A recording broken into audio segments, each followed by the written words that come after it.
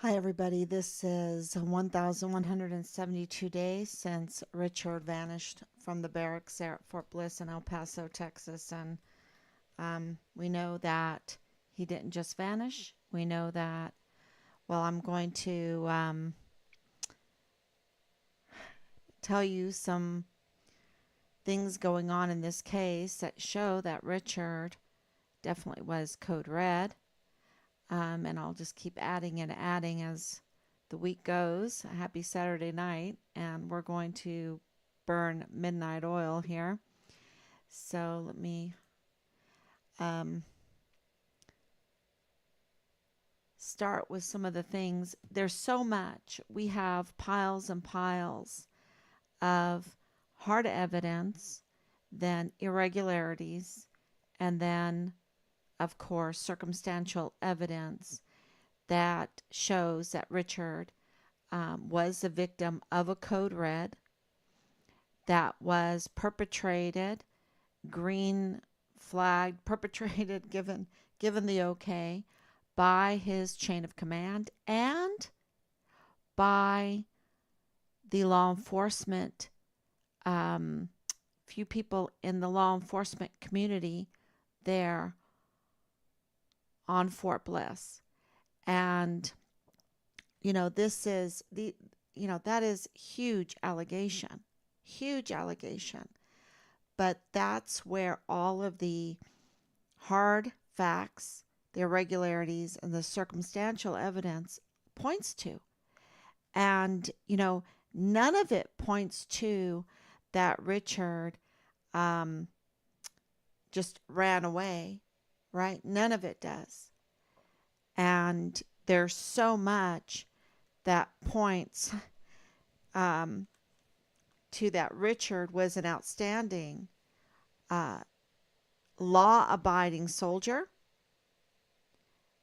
impeccable record, no criminal history at all, no criminal charges at all, no criminal history.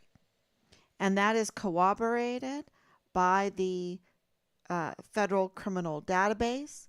That is corroborated by Interpol. And, there's nothing. They have nothing. Yet, the law enforcement community was told and participated in a false narrative, a smear campaign against Richard to, and we were like, why are they doing that? Why are they smearing him? Why are they saying, I mean, the things that they said about him were so horrible and so criminal, so criminal. And they, and Anthony Swafford, an MP there on Fort Bliss, even stated that there was an open warrant for his arrest. Okay. Which there wasn't. There was never an open warrant for his arrest.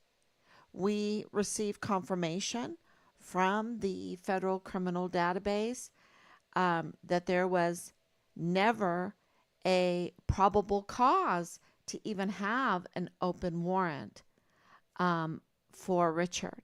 And that's why that's corroborated by Interpol, because they didn't have anything to make him a red Interpol, which means he would have an open warrant out for him. No, the best that they could do was say he's a missing soldier and make him a yellow Interpol.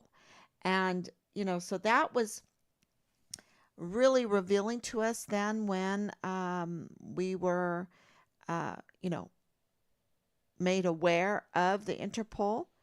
Now, also, one of the circumstantial evidence irregularities is the picture that was given by the law enforcement there on Fort Bliss. It had to be.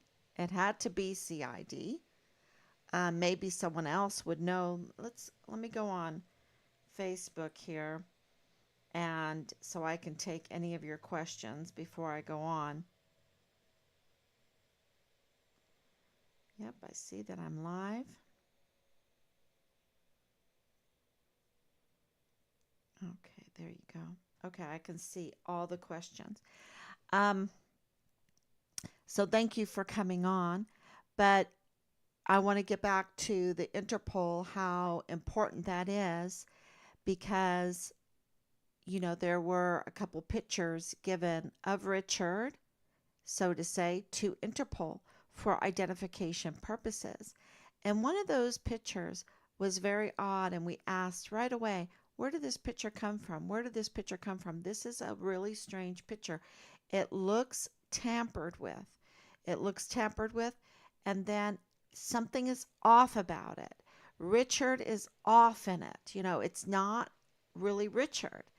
And so we had forensic analysis done on that picture, and that picture is tampered with. It is not Richard.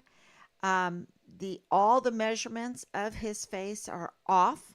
So, and there's many pictures that we have that we had to give, and they do not match any of those pictures. That one picture doesn't match any of those pictures. And so it's very clear that that is a composite picture. And so what we did is we asked, well, we have a prime suspect. His name is Dallas Hart. We will give you many different pictures of Dallas Hart. And can you compare the Interpol picture of Richard that clearly is tampered with? Can you compare that with Dallas Hart's image, his face? And they did. And uh, it's clearly Dallas Hart's measurements. The measurements were all Dallas Hart's. Um, it was, look, if it wasn't like a little overlay of Richard, the numbers would have been way in the 90s. So clearly there was like a joke going on or something. I don't know. I don't know. And it needs to be answered, clarified to us. This is one of the things that reason why we contacted Interpol, that why we are in contact with Interpol, why we are working with Interpol, because normally they would never work with us, okay? But because Tavita Nusa, who was in that small CID Fort Bliss office, um, lost his badge and was removed from the Army. And he was clearly involved in Richard's case. Um, there are exceptions to, okay, so the very CID office, because Marlon Soto is no longer in charge of that office. You see, he's no longer in charge of that office. Things are going on with Marlon Soto. We have a criminal complaint out against Marlon Soto for his handling of this case. And we believe even being instrumental in um, in participating with this case, okay, in a not good way.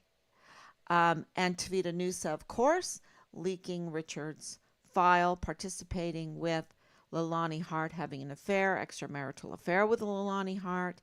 Leilani Hart saying that she was controlling the CID Fort Bliss office. So Interpol has been given that information, and it's there's supposed to be uh, there's supposed to be some level of trust between the law enforcement community and Interpol in order to have a very productive and very efficient Interpol. Um, and so in this case, they can't trust the Fort Bliss CID office. Okay, they can't.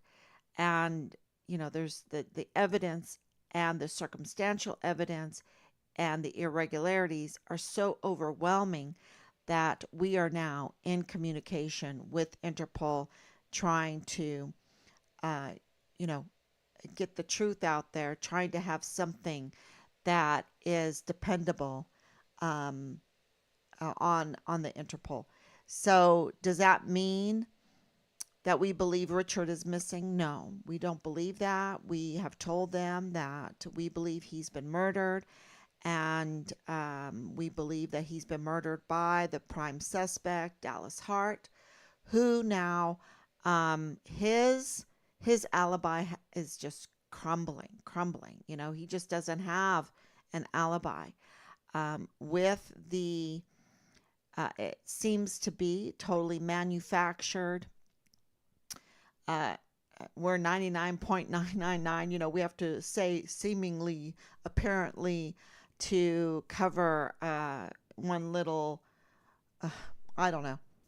I don't know. I don't even say it anymore. I just say, look, that travel document um, is just not credible. 100%. It's not credible. And that is what he has used as his alibi. So if it's not credible, his alibi has crumbled. And also his Mercedes. Richard took a picture of his Mercedes in front of 143. Now, you know, can you corroborate that? Well, Dallas could corroborate, you know, James Hart um, purchasing that vehicle in New Mexico for his son or with his son. Um, yeah, they could corroborate that that was there. This is a luxury car. This is a luxury car that has also um, is custom. Is custom. That pearl paint job is custom. Other aspects, the mags on it, all that. This is a custom vehicle. Okay, so um, you know, that's a one of a kind vehicle. That's what I'm saying. And for Richard to take that picture, and he didn't just take it anywhere, that's in front of the 143 ADA motor pool. That's right there in front of his barracks. That's right there in the parking lot. You can see it clearly. So that really, for Dallas Hart to say, um, you know, in an email to me, that he didn't even know Richard. He didn't even know there was a missing soldier. Oh yeah, maybe whatever. Um, you know, that's also crumbling that whole, you know, all the narratives in that. And for him to say he didn't know Richard when his mother was writing about Richard was a code red, um,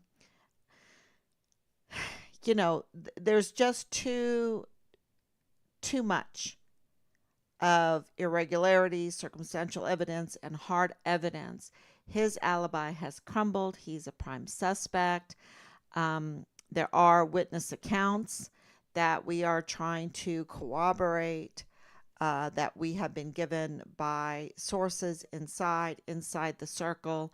Um, you know, witness accounts of what happened, and just pray that we can release that information shortly, and that the institutional support will grow enough that they will be able to um, take action on all of the evidence that we have compiled over 3 years to get to the bottom of this, to have a true investigation, not a botched investigation, not an investigation done by those that were involved in the Code Red.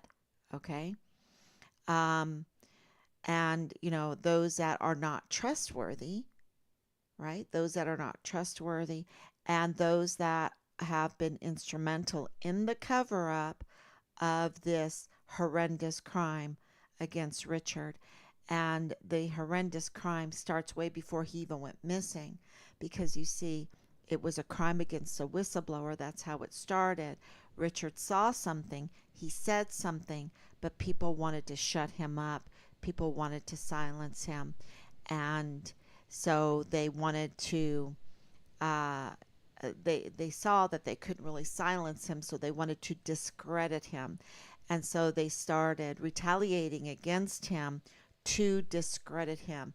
Just like they tried to discredit Team Find Richard Halliday, how they tried to intimidate us, how they have shown their standard operating procedures, what they used against Richard, they have used against this investigation, against the family, against us asking questions. And when it all comes out and we can reveal to you what they have done to us, um, I'm not going to say that right now. I'm not going to give them one bit of time, but when the day comes, then I can absolutely, you're going to be shocked because it's a standard operating procedure for them to just be demonic and cruel. And, you can look at Leilani Hart's record of harassment, of her unfaithfulness to her family's unfaithfulness, also amongst each other, and in a big way. I'm not talking in a little way. I mean, all families have some problems, but you're talking about pedophilia and incest and purchasing illegal weapons to threaten the lives of your family members, and saying to them, I can just shoot you in the middle of the night while you're sleeping, and that's it. You'll never know. That's how it is, right?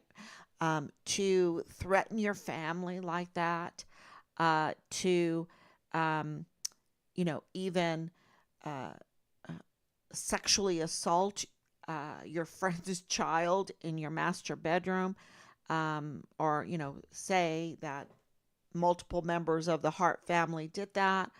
Um, and this is all not me saying it, it's Leilani Hart saying it in her confession, in her notarized criminal complaint affidavit that the CID, that the FBI, um, accepted and looked into. And even James Hart was telling me they were looking into it, and that the CID called him, hey, James, yeah, I just want to let you know we got you covered.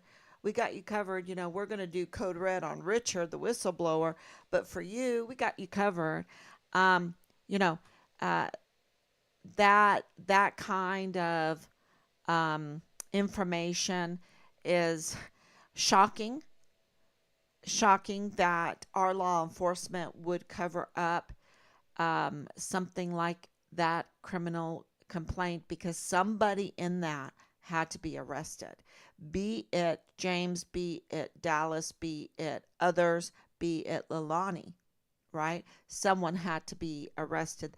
The felony crimes listed in that is huge. And to make that kind of criminal complaint is also criminal if it's false, right? So where is the FBI in that? Where is the CID in that? And that also shows you what we're dealing with, what Richard had to deal with, because he was, uh, you know, in the middle of that kind of environment of Leilani Hart, James Hart, who, and this is why it's so important that someone had to be arrested, is, you're a veteran, you're going over to the VA, and the man in charge of looking into all of your sensitive records is the man that is reported to the CID and the FBI as a pedophile, as an incestuous pedophile, um, as threatening his wife to murder her, and having an affair too. All of these horrible, horrible felony crimes, and you're a veteran going over there, and what? Leilani's not even arrested. So what is she saying? Is it right? Does she have proof? Does this child that was sexually assaulted parent, who was a Fort Bliss soldier, um, can she be brought in to witness against that? Or is she saying, yeah, my son was definitely sexually assaulted, and my 3-year-old, was watching, or what happened to the 3-year-old? So it's like, you're a veteran, you're going over to the VA, and you know there's there are major, major questions here that are left unanswered, major crimes left undealt with, and this person that's involved in this has access to my files. And one of the accusations from Leilani Hart is that he's training over there with his girlfriend that's working in the office. And now we have this information that Amber Chase is over there, who Amber Chase, you know my goodness, anyone that says I am going to F the soul out of your son and videotape it and send it to you has a mental problem.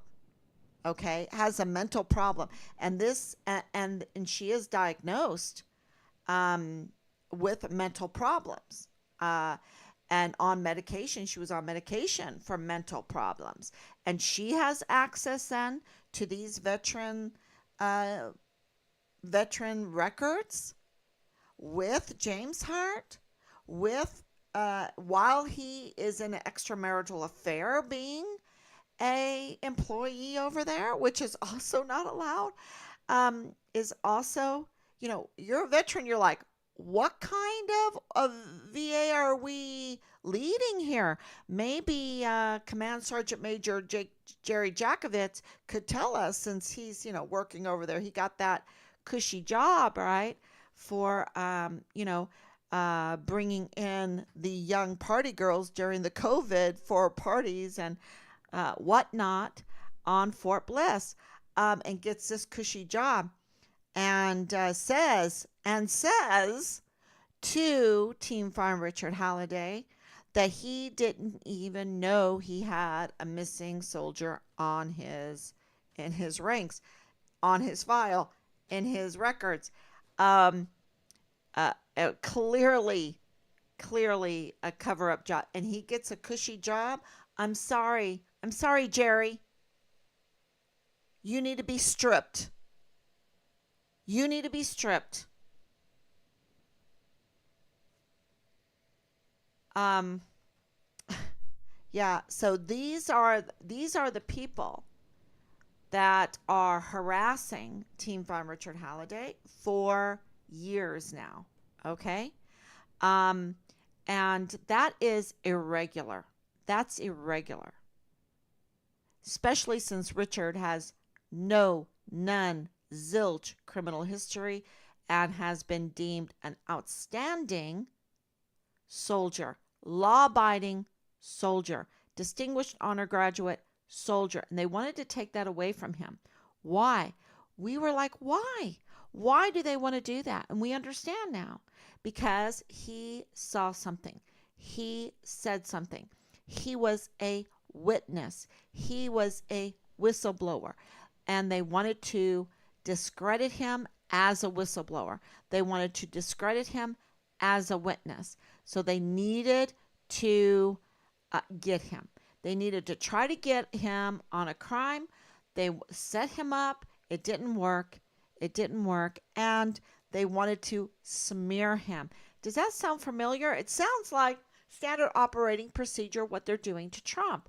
They want to discredit him as a candidate. They want to smear him.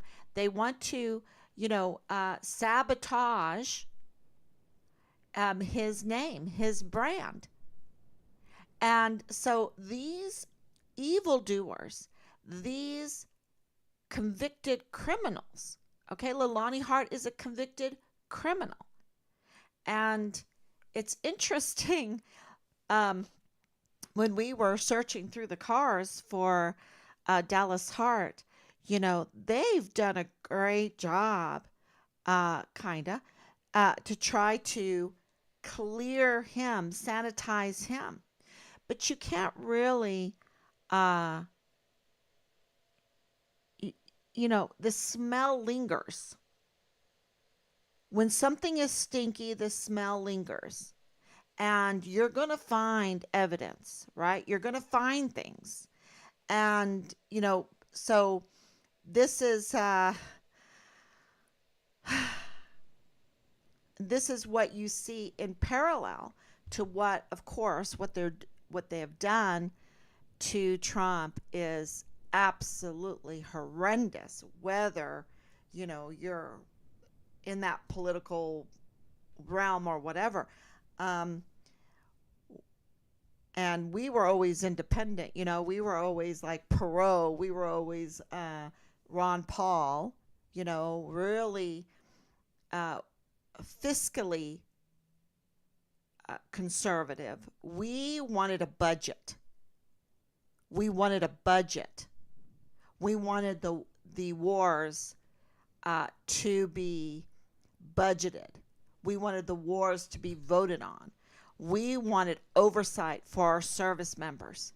We wanted oversight for these contractors that have sweet deals on war making, war fighting. That's what we have always wanted. We didn't want the sucking sound of jobs leaving, and then the jobs left is about war or pharmaceuticals or, you know, um, government positions. We wanted a real economy, and so we were definitely Perot fans. We voted for him. We were definitely Ron Paul fans because Ron Paul wanted the Federal Reserve audited because it is a private bank. We wanted it audited. We know that the Pentagon has been audited many times, more than 5 times. And in those audits, trillions of dollars are unaccounted for. Where did they go? You know, that is not acceptable. $1 trillion. Y'all, it's not 900 million or even a billion or 100 billion or 500 billion, right? It's not even 700 billion or 800 billion or 990 billion. We're talking about a trillion dollars, and that's not even enough because it's trillions of dollars. Okay? That is unaccounted for. Like whoop, gone. Money laundered. Money laundered. So this is how we were voting. And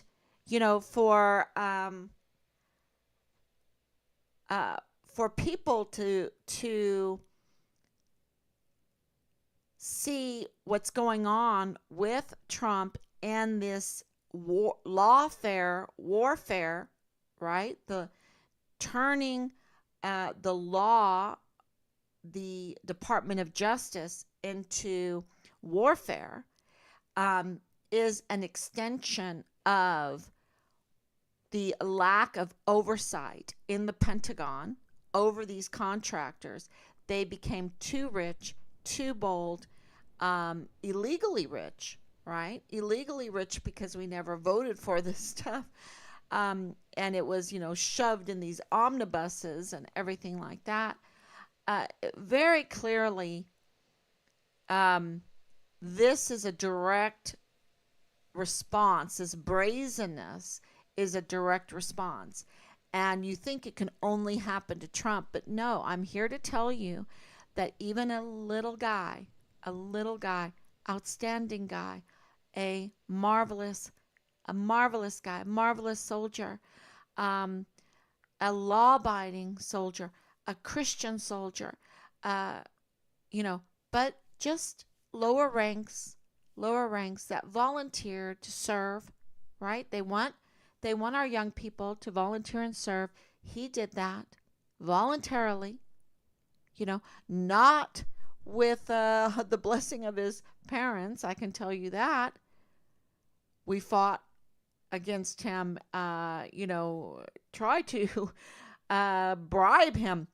People go, what are you talking about? No, bribing it can be a positive thing too.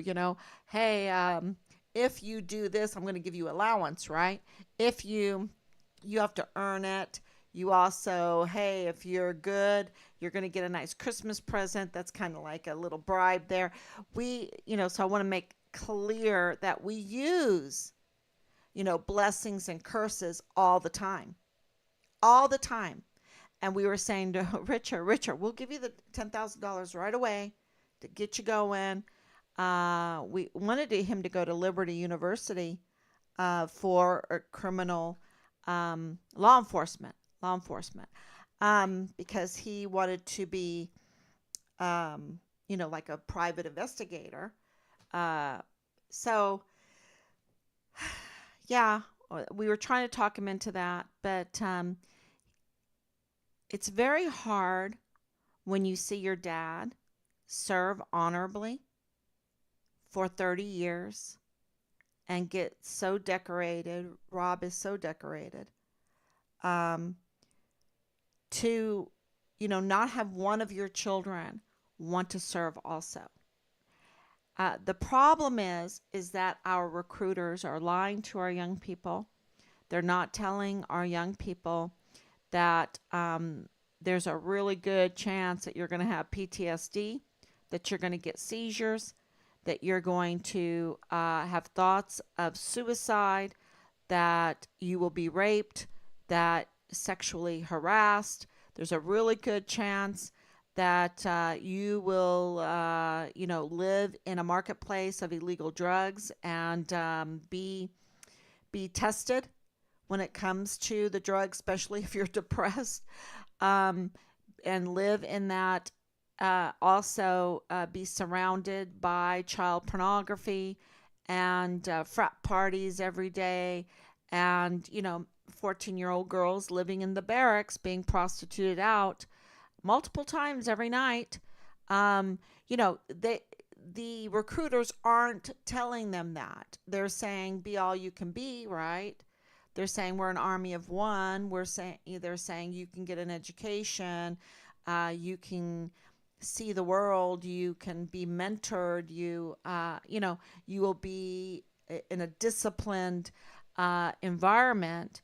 Um, you know, you might have to give your life, but you will have these things, right? You will get health care, and uh, you will be taken well taken care of. And that's not true. They lie. They absolutely lie. And I'm, just I know that our son's case can taint my opinion. But I have heard so many cases, and I have lived through the military, watching the military, very connected to the military. I know what Fort Covassos, Fort Hood, what's going on, Fort Bragg, Fort Liberty. That's why they had to change the names, because the names got so stinky that they had to change the names. The reputation is so bad. And so, what they do to themselves, they were trying to do to the good element, the good soldiers like Austin Hawk, like Vanessa Guillen, like Enrique Roman Martinez, those who saw something, said something, didn't want to participate with the Vanity Fair, like Richard Halliday. And in Richard's case, being at Fort Bliss, being right there on the border with Juarez, and the the institutions and the families being so developed there.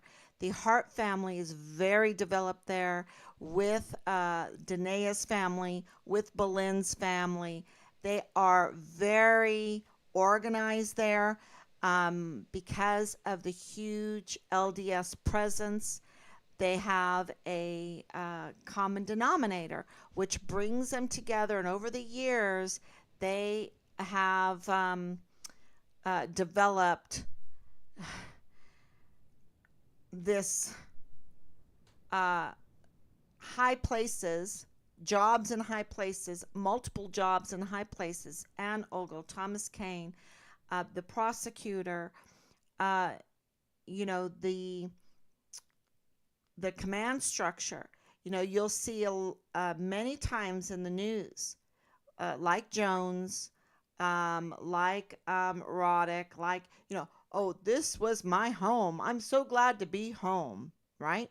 They are, Dallas Hart right there. He didn't get shipped off somewhere. Right there, very connected with the chain of command, and they stick there.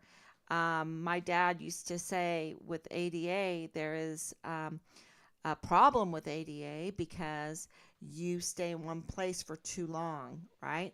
And so Fort Bliss having that LDS structure, but also the ADA, the air defense, um, you know, being there, you had Leilani Hart being under Clem Coward when he was a colonel, probably a lieutenant colonel. Um, and then, having that connection with Major General Clem Coward, who definitely is implicated in our son's case. So you have this very close knit, developed um, support system in criminality.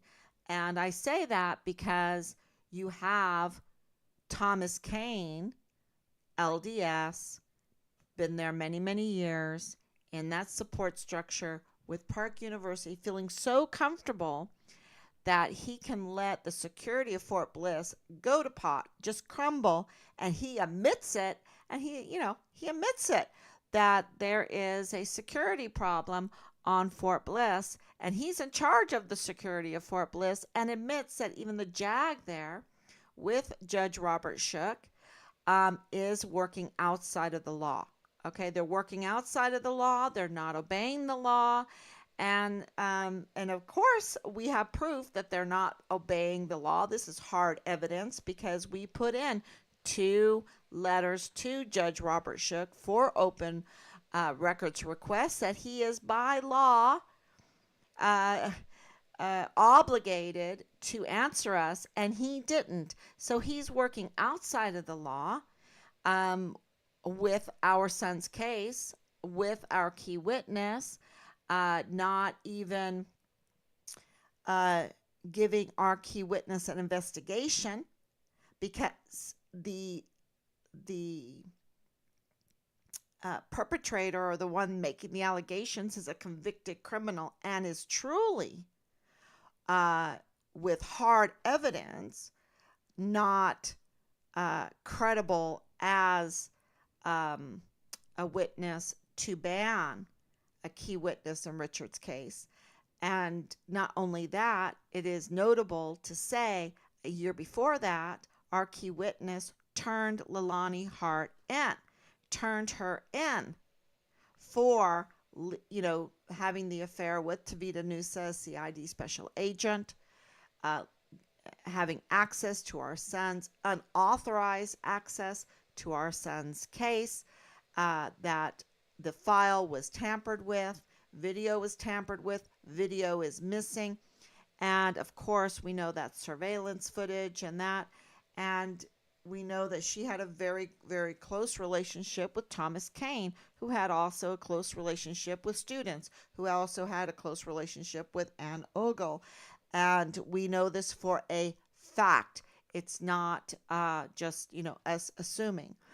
So the mess of the connections that included then Eddie Rocha, who is Belen Rocha's father, also Tanya Katzen, who is Danae Katzen's mother, and more and more. These connections, they're all intertwined.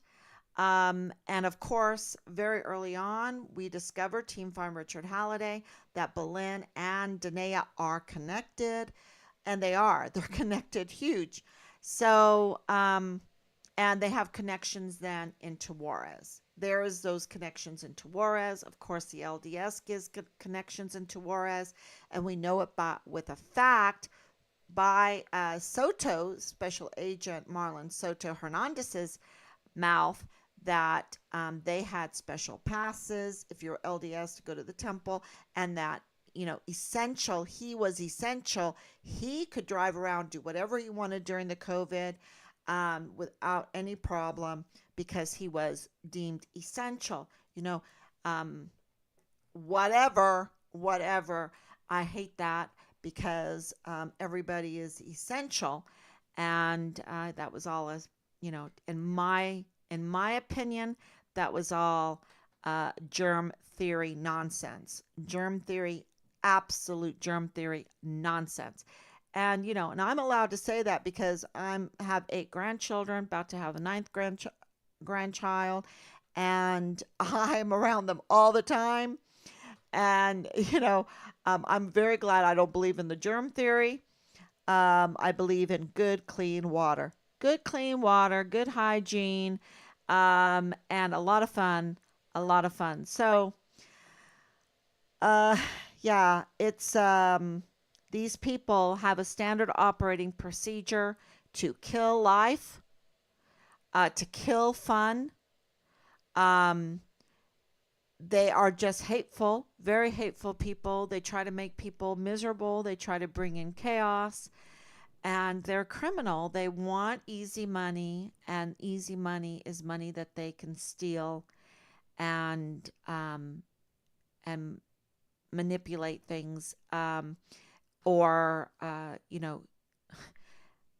this is where the weapons smuggling, the ammunition smuggling, things that don't belong to them, they want to sell, smuggle it out, make the money, pocket it, and go buy some kind of luxury vehicle, right? Go buy, pay for other families, or go and buy places in, Philippines or in Hawaii or in Samoa or wherever. Um, yeah, so this is, and it doesn't bring them happiness because they're absolutely miserable because all of them are like on mental, you know, um, a lot of them, I shouldn't say all of them, a lot of them seemingly, they're all on mental medication because they're miserable, you know, they're miserable. They want all the blessings of a disciplined life without any of the discipline or the faith that goes into that kind of life.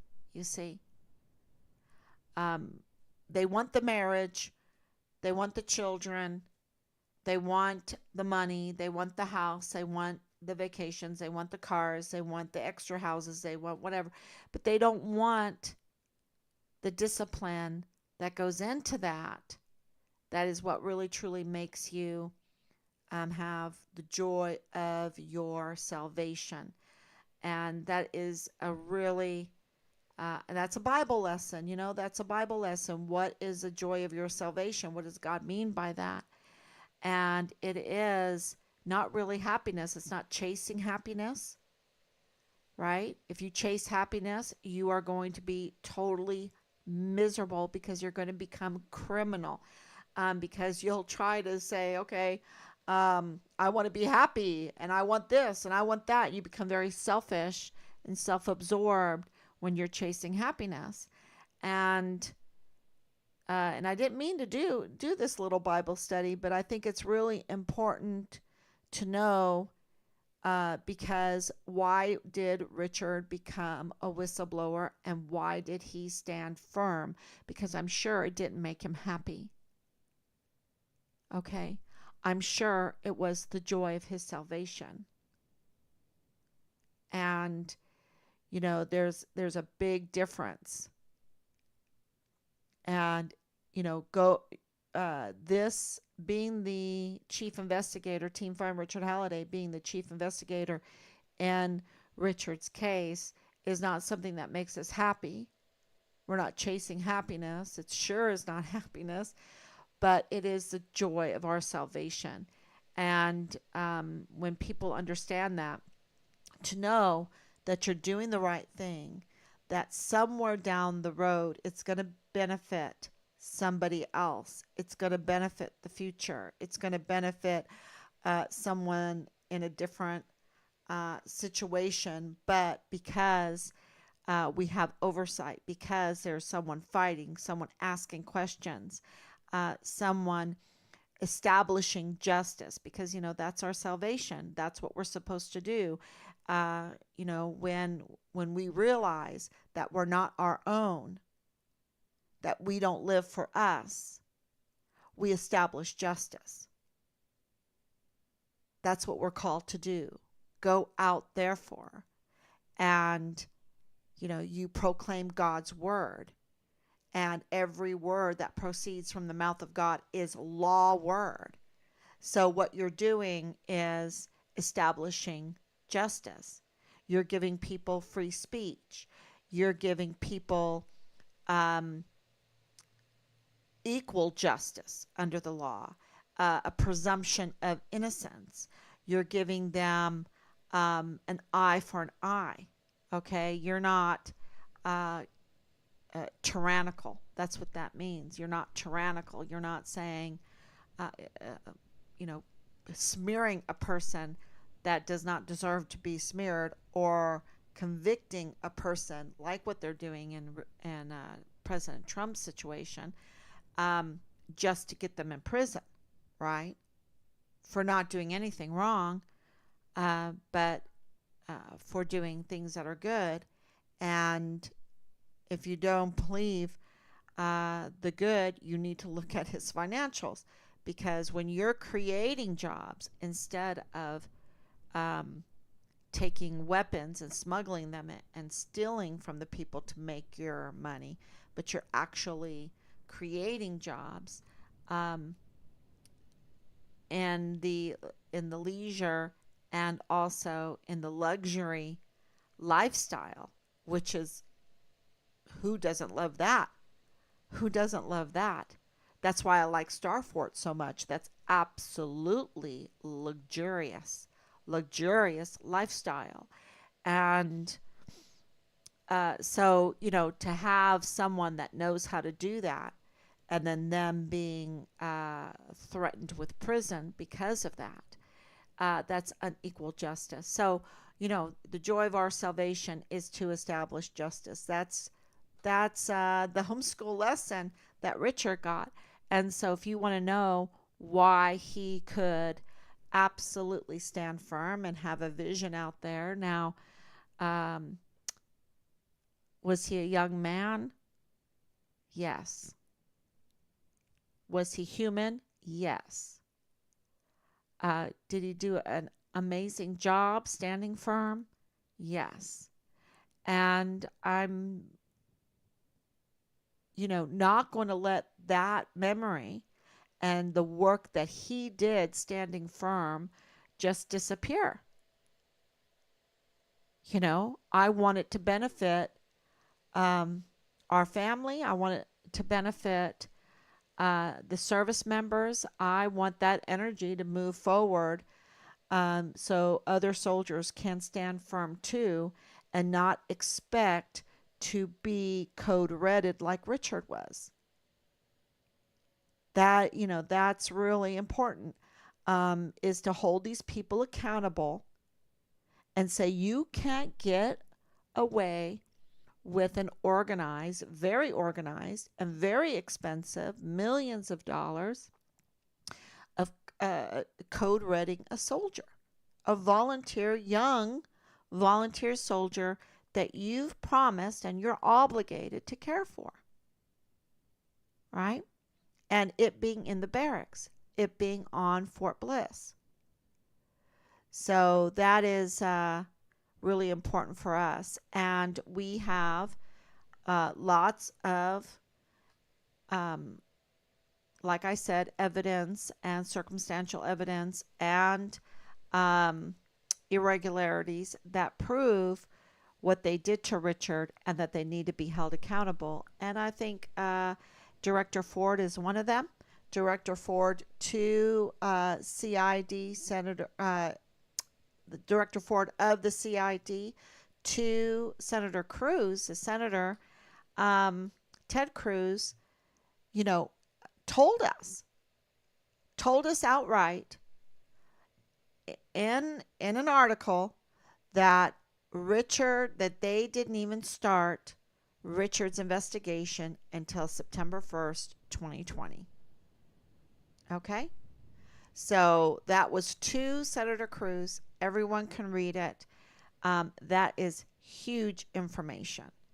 And we can't forget that. Here we are, 3 years. There's so much information in there, and people are just now coming in, and they don't remember all of these very important discoveries and admissions that have come out of our investigation. So I think that's Very important. The other thing is Leilani Hart being a convicted criminal long, years going back to the 1990s and creating chaos and havoc and harassment and destruction in her own family um, in Hawaii, and then being brought here, brought to Fort Bliss, brought to El Paso, and has continued doing it. And so, what the point of that is that there was no justice, right? There was no oversight of her and the damage that she was doing. And that's why we have criminal records, is for her to be, um, you know, looked looked at suspiciously, and scrutinized constantly to keep her from committing more crimes. And that's not what happened. She was let loose on Fort Bliss to do just as much and worse damage on Fort Bliss. Over 20 incidences we have confirmed from the military police on Fort Bliss. She has long history not only messing with Hawaii, with all of those incidences, but then being let loose to further damage another military installation. And where are the law enforcers? Where are the command structure to do their job to prevent this? Because I believe if they would have prevented this, they would have prevented the Code Red, the murder of my son. Okay? And we wouldn't have so many other murders and crimes being committed on Fort Bliss if they would restrain these people that have criminal tendencies and, either put them in prison or whatever to restrain their movement and their connections and their jobs. To think that she was trying to get a law enforcement badge, to think that she was at Park University making complaints there, creating havoc there. That's in addition to what's other things going on Fort Bliss, and then having this very close relationship with Thomas Kane, the chief of security of Fort Bliss, and also director of emergency services, which means he's in charge of all the surveillance footage and all the gates and everything like that. And then also being a professor there at Park University, and also having private businesses with Ann Ogle, who also is not doing her job, right? Because he's having, a very close relationship with her too, and a student that was in CPS. I mean, y'all, this is, they're not doing their job, and they're getting paid big money by the taxpayers to carry on this criminal environment, right? And then the crime grows, and people are like, why is crime growing? Because people like Ann Ogle and Thomas Kane are up to no good. And Ann Ogle is absolutely up to no good because she has her hand in so many things that she forgot about the children. And the children that were under her care, as far as the CYS administrator, the mental health, she had the power to have oversight of what was going on with them. Number one, these daycares that were left without caretakers or getting vetted or all of that. That has been a huge question because of Hart Child Care. Remember Hart Child Care, the Hart family taking care of children, and they have this history with this incest and pedophilia that remains unanswered, not addressed. And then you have the emergency intake center who sucked up the child care takers from the El Paso community, from the Fort Bliss community, that left them so vulnerable to all of the laxing requirements of child caretakers, that you had this huge influx of these minors coming in that needed caretaking, and they couldn't even do that right because we have all the reports of the rapes over there, and 85,000 unaccounted for minors just disappearing. Just disappearing. Where are they? Where are they? Okay. And that means that the admirals that were in charge of that were, are implicated in that, right? And this is not my word. This is the hearing there, the congressional hearing that I was listening to. And so it's all out there in the open for anyone to research. These are hard facts. And I don't know why Anne Ogle is not being held accountable for the harm that she has done so many thousands of children. Okay? And here she is, hanky panky with Thomas Kane and having businesses with Thomas Kane, and he's in charge of the security of Fort Bliss. Now, something is very wrong here. And Richard, being at Park University, where these two are, clearly knowing Richard, because being in the law enforcement classes and with other students that we have people coming forward. And then being a CID intern, and then Danae not only having an affiliation with CID, but also, and her mother having an affiliation with Park University that needs to be clarified. That needs to be clarified. Then, you see how this is all fitting together, that she would be called to be part of the smear campaign, to be called part of the manufactured narrative surrounding Richard's case. So, that is, and then when you look at this, then you understand why they were trying to throw millions of dollars into this to cover up this whole case. Because look at the can of worms this opens up. The emergency intake center, Park University, the conflicts of interest, the sex cult mindset where, okay, so hanky panky everywhere hanky panky, and even more. And that's okay? No, it's not okay. It's not okay. It's called self-control. It's called having morals. It's called law enforcement. But what laws do they enforce? It seems like they don't respect the law. They make their own laws. And those laws are criminal. So there's this, and for Soto, Marlon Soto, CID special agent that was in charge of the office, that's no longer in charge of the office. And, I have rumors of things going on with him, being implicated in all of this. And then Tavita Nusa losing his badge and also being removed from the military. Then Judge Robert Shook's name comes up because of the warrants and the probable causes and because of the illegal search on our house. And we're like, okay, who's in charge of all of this? And then he just, I guess witness protection, but up to no good, and commits a crime by not getting back to us about our open records.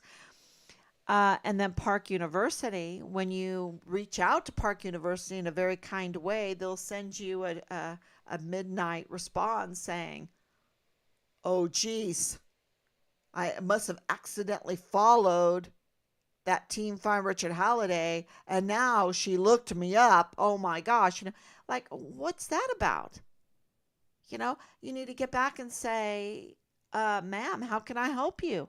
I'm at Park University on Fort Bliss, and the taxpayers pay for brick and mortar and more and more. How can I help you? They work for us, you see. They work for us. And it's not, oh, geez, oh, God, she looked me up, right? And where is the president, Shane Schmid? Shane Schmid, where is he in answering our requests? And the FERPA, right? So, that is um, the exception to the FERPA, right? Because this is an emergency situation with our son. Um,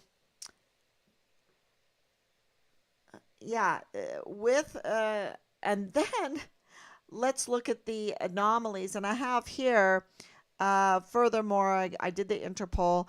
Then, of course, the FBI, the FBI being involved in this, coming in on this on the 26th of October 2020. Why did they take over the case? Because Nadal Baim, an FBI employee, walks into the Dollar General and he has information. He just can't stand it.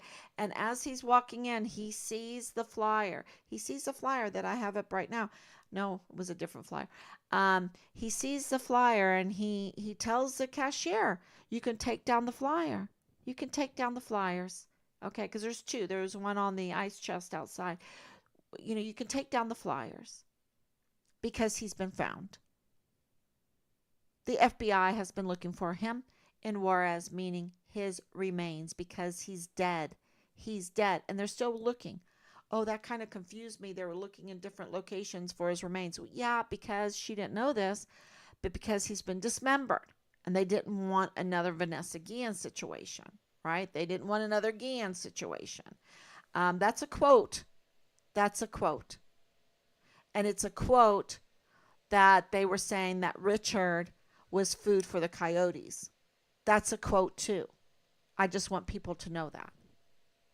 That's how callous, that is how demonic, that is these mindsets of people that have wormed their way into these positions because of these family ties, these ties there at Fort Bliss. And if you're wondering why the crime is going up, if you're wondering why there's problems in the military there, you don't have to wonder anymore. And they will take people, good people, and they're smearing the good people. They're retaliating against the good people because the good people are witnesses.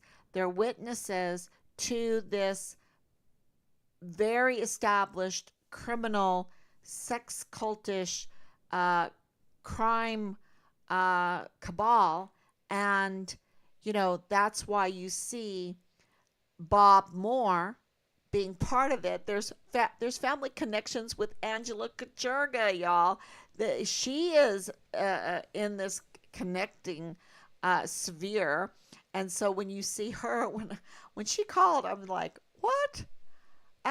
She left me after that long call.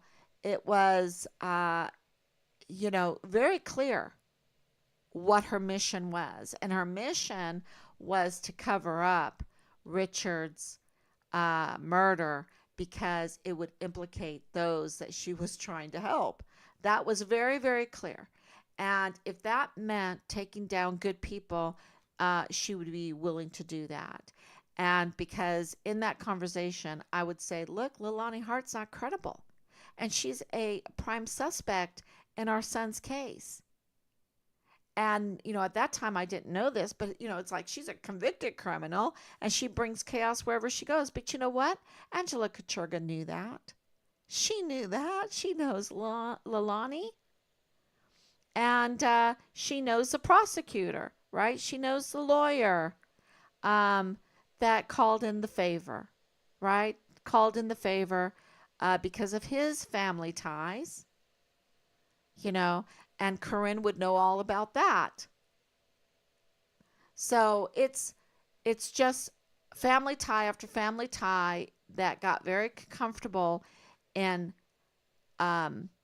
stealing from the American people and with all this smuggling and then getting into human trafficking, getting into the drugs, getting into take advantage of our young service members there and their situations. And they call it a club. They call it a club, y'all. And I'll get into that too because they actually call it a club. Um,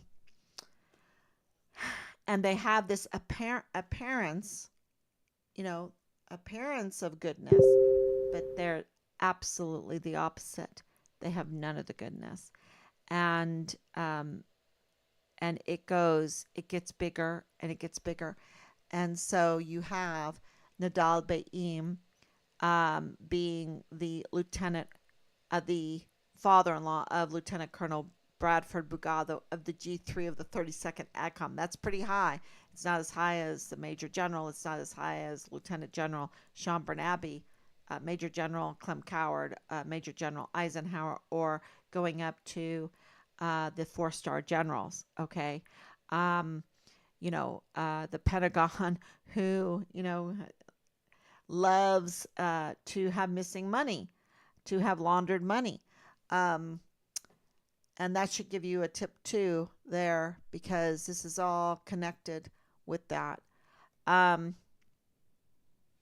which puts us in danger. And that's why I have to come on every day for you to know that this is going on. This is recorded. This is recorded every day. So, um, there was also something we can't forget that I almost forgot, and I'm looking all through my notes and everything. Uh, the remember CW2 Eric Hack in the case where he's leaking files. He's leaking files, and his activities are up to no good, and is in connection with Fort Bliss CID office, which is a small office. And, so absolutely that office, every last one of them was involved in Richard's case. So that is, I talked about the emergency intake center and also um, Anthony Swafford. I want to talk a little bit about Anthony Swafford because there's 2 points that we can't forget. One, that he said there was an open warrant for Richard's arrest out there where there never was, but he was led to believe that by the guard mount. Okay. The other thing is he said that his family was at risk if he would talk about it. So even the points of these soldiers, these service members, shaking in their boots, being intimidated, even in their jobs, in their duty, they're being intimidated in their duty. It's a very big deal because and I'm trying to see if I can find it here in my notes because I wanted to mention it. He also suggested that revealing the source of the information could potentially endanger his family. So if he said, "Oh, Marlon Soto," or maybe Thomas Kane came and spoke to us about Richard Halliday at the guard mount, maybe Tavita Nusa, that his family would be at risk for saying that. That is very, very concerning because he has a duty and he's being intimidated in his duty by criminals. Okay? By criminals smearing a missing soldier that they just were setting up and continuously, severely retaliating against unjustly and groundlessly. And so we've proven that. And so there, a lot is wrong at Fort Bliss. And we don't want any MP being intimidated in to stop him from doing the duty that he's called to do as an MP on Fort Bliss. And I think that's really, really important. So I'm going to take some questions now. Praying for justice. Thank you, Danielle, for coming on. Um, did Richard purchase his car from them? Seemingly, he took pictures of that vehicle for a reason, and where the car was located for a reason, in my opinion. Yeah, that is a very good question. And he ended up buying a a used Toyota, not so expensive. But he had mentioned the reason why he sent those pictures to us was like, hey, should I buy this car? So there was talk. There was talk. But of course, he didn't do it. Yes, I remember when he said those horrible things. Yes, and worse about Opie. Yeah. Um, yes, I remember she said those horrible things. Oh, yeah. Um, I remember her stating this horrendous evil statement as well, just pure evil. Yes. So yeah, she said so many evil things, and I know you're talking about Amber Chase because it was just so bad, but so many others have done so too. And their tactics, their standard operating procedure is the gears are still clicking away. They're still trying to do it. And I just want to tell you, they are liars. They are liars and they're smearing because we have evidence. We have so much evidence, and they want to discredit the whistleblower. They want to discredit the investigation into Richard. They want to discredit everything that we found out. And they have, from the very beginning, protected Dallas Hart with everything they had. And then something happened and it kind of broke down a little bit because Deborah Sarah West, Corinne, uh,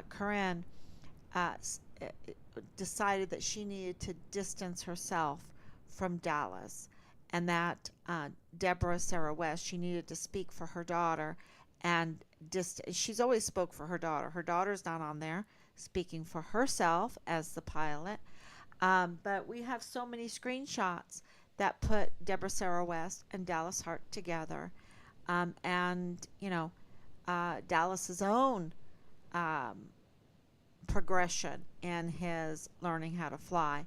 So, yeah, they distanced themselves from Dallas because they knew with that travel voucher, uh, was badly done. It was a very failed effort to try to get him an alibi. And, they've been working on many alibis, okay? Um, but that's a failed attempt. But it's worse than that because to manufacture evidence is a serious, serious crime.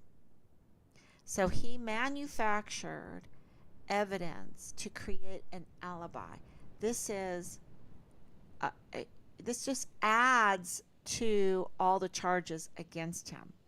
And, will the Department of Justice, will the wills of justice do the right thing, or will they let this kind of crime continue and put our nation in harm's way, put our service members in harm's way, and also harm our Army readiness, our military readiness, which is a national security threat? Will they do that? Because this case, with all of its facets, puts our national security at risk because El Paso is the border, and the law enforcement are not only intimidated from doing their duty, but they put those in place that are uh, committing the crimes, and covering up their criminal buddies. And that is very clear in this case. Very clear. How was she cleared to get on Fort Bliss? And why is how if you're obstructing justice, I don't understand how Amber Chase is getting into her job. I don't understand that. Okay? So it makes me think, is she a disabled veteran? Did James Hart, this is just me thinking out loud now, did James Hart coach Amber Chase a while back in order to get her disability, right? Her mental disability, which is really questionable. I mean, it's not questionable in her case. She's really mentally disabled. But so to get her disability, but then to get the 10-point advantage of other people that are qualified that are not mentally challenged to get the job. See, we are putting people in place that other people are more qualified and better suited for the job that will not act criminally, right? And Amber Chase has definitely acted criminally. I mean, in so many ways. So, yeah. Uh,